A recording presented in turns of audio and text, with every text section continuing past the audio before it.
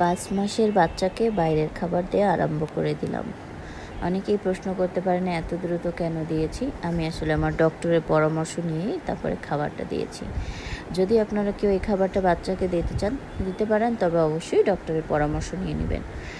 আমার বাচ্চা জন্ম থেকেই অ্যাক্টিভ মাশাআল্লাহ, আর ওর অ্যাক্টিভনেস ভালো দেখেই ডক্টর বলেছে যে এখন যে 5.5 মাস হয়ে আসছে, তো এখন টুকটাক ফিটারের সাথে এটা দেওয়া পসিবল। আমি চালের গুঁড়াটা নিয়েছি। ডক্টর বলেছে আলু আর একটু চালের গুঁড়া, ভাত, দুধ ভাত এগুলো আপাতত এখন ওরে মুখে টুকটাক দেওয়া যায়।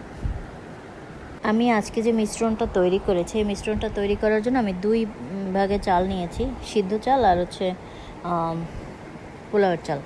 2টা চাল নিয়েছি এই জন্য, কারণ শুধু যদি সিদ্ধ চাল দিই তাহলে বাচ্চার পাতলা পায়খানা হওয়ার সম্ভাবনা থাকতে পারে, আবার শুধু যদি ওই চালটা দিই তাহলে বাচ্চার পায়খানা কষা হয়ে যেতে পারে। সো 2 দিক দিয়ে চিন্তা করে আমি এটা দিয়েছি।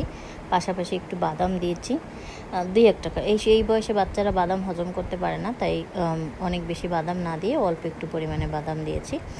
এরপরে জাস্ট এটাকে সুন্দর করে ভেজে নিয়েছি, তারপরে গুঁড়ো করে নিয়েছি। এরপরে এটা দুধের সাথে মিক্সড করে দেন একেবারে সামান্য পরিমাণে 1 চামচের অর্ধেক এভাবে করে দেন এটা তৈরি করেছি। একেবারে খুবই সামান্য পরিমাণে। ও রেগুলার যে ফিটার খায়, আগেই বলে রাখি, ও বুকের দুধ খুবই কম খেয়েছে, ফিটারই খায়, এই জন্য ওকে আমরা এটা দিতে পেরেছি।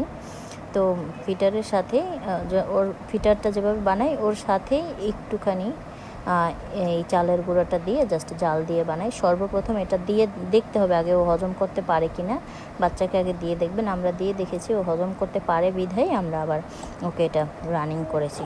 সো আপনারাও চাইলে এটা করতে পারেন, তবে ডাক্তারের পরামর্শ নিয়ে।